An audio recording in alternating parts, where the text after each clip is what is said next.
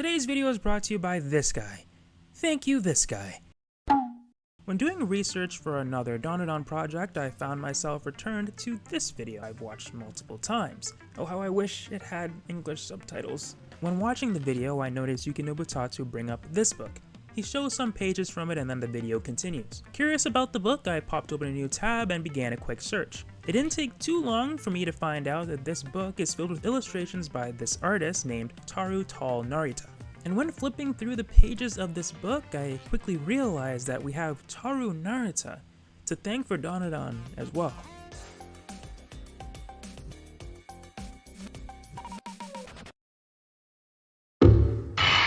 If you're an anime fan or interested in Japanese culture in the slightest, you've probably at least heard of Ultraman or Ultra Q. The Ultra series is one of Japan's longest tokusatsu series. Tokusatsu are series that generally focus on superheroes and rely heavily on practical effects and costumes instead of CGI.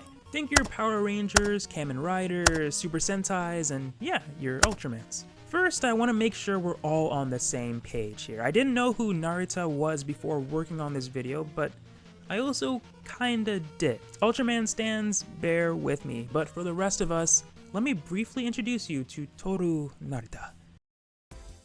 Toru Narita is a Japanese artist best known for his work on the Ultra Q and Ultraman series. Ultraman is about a team who investigates aliens and kaiju. Sound familiar? Okay, a group investigating the paranormal is a very common premise. That this being something Dandadan and Ultraman share is actually a coincidence, but to get back on track, Narita helped design many said aliens and kaijus for the Ultra series. Very many. In fact, he designed the first 3 Ultras too. You know the quote, good artists copy, great artists steal? Well, we all know Yuki Nobutatsu was a great artist. Now, I don't fully agree with this quote word for word. Well, the quote itself probably isn't meant to be taken completely literally. I mean, steal is a pretty harsh adjective after all. There's a big difference between tracing someone's work and taking inspiration or influence from someone's work, and I wouldn't call influence stealing, especially when you're using that inspiration to create something wholly new. It's okay to take inspiration from your peers when creating art. In fact, it's encouraged to take real-life experiences and put it in your art. I'd say the art you consume can absolutely be filed under those real-life experiences. And that's exactly what Yuki Nobutatsu did. What surprised me though was just how much inspiration he took and how much is sprinkled throughout Dandadan. In big ways and small ways, in almost every kaiju, monster, and alien design, there's a dash or a cup of Toru Narita's influence. I thought we would start from the beginning and take a look at the first aliens Momo and Okuran come in contact with. The Serpa. Well, not in their disguised form, but in their true alien skin, they have an extremely strong resemblance to the Ultraman character, Dada. I'd say the early designs for Dada share even more in common with Yuki Nobutatsu's Serpos, with the wider face and angular body. And it's funny because when Narita was creating Dada, he took influence from an art movement that shared the same name. And to add on top of that, Dada art is spontaneous in nature and essentially takes pieces of other things to make something new and creative, which is exactly what Narita did. And yeah, so did Yuki Nobutatsu. When approaching something that is difficult to draw, breaking the subject down into shapes and simple forms is a really useful way to approach it. This is one of the forms Mr. Mantis Shrimp took when he was an enemy of the Dandadan family. And this is an early concept of an alien race from Ultraman that goes by the name Baltanians, or Alien Baltan. If you were to break these two down into simple forms, you see that they have extremely similar shapes shared between them. But take a look at the features of Baltan, and how Yuki Nobutatsu used these features and incorporated them in a fun way into his own design.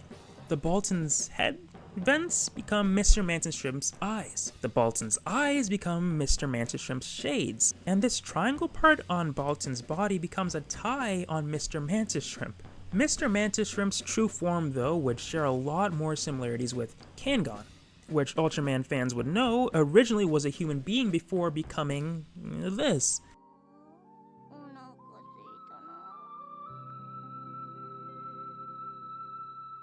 Perhaps an inspiration to give Mr. Mantis Shrimp multiple forms of his own. Okay, maybe that's a bit of a stretch, but this isn't. This is Gamora, a kaiju from the Ultraman series. They first appeared in the 26th episode, and Gamora is named after one of the two wicked cities in the Bible, both of which were destroyed by God. Kind of rude. Bamola, or as she's called in Japan, Bamora, is from a planet that was destroyed by an alien race called the Kel. A huge part of Bamola and Banga's backstory is their religion and how their god would save their race if they were in danger or ever becoming extinct. Bamola's exosuit is actually inspired by the Red King as well, another kaiju from the Ultraman series. The body takes inspiration from him, but the head, it's all Gamora. As I mentioned, Gamora is named after one of the evil cities in the Bible by the same name. But the second city, Sodom, was also destroyed. As you probably guessed, Sodom is also the name of another kaiju in the Ultraman series, and almost certainly the kaiju that inspired Vamola's exosuit's second form. I mean, look at this. This is Slaughter Mode, and this is Sodom. The resemblance is absolutely there. So, Vamola's Japanese name is named after the kaiju Bamora. Her kaiju suit is heavily influenced by the Red King and Gamora. Her second violent form is based off of Sodom, and the beautiful cherry on top of all of this is Vamola herself is even modeled after a kaiju suit actress, Rei Oda. Yeah, I'm starting to think that Yuki no Butatsu might like Tokusatsu series a little bit. Without Super Saiyan, there would be no Supersonic, and no Gojo without... What? No. Get that loser out of here. Gojo owes everything to Tobutake Tonbo. Put respect on this man's name. I'm sorry, Kakashi, I meant no disrespect. It was for the bit. And there would be no Serpo without Dada. And there's a few other places Tatsu got his inspiration from too.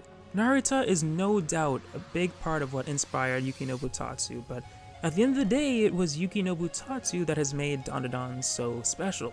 A Dandadan written by Toru Narita would be completely different from what Tatsu has created. And someday soon we'll see all the work from artists inspired by Yuki no Butatsu. Then those artists create something that inspires someone else, and maybe you'll be that artist that makes that something else. And when that something else comes, I can't wait to see it.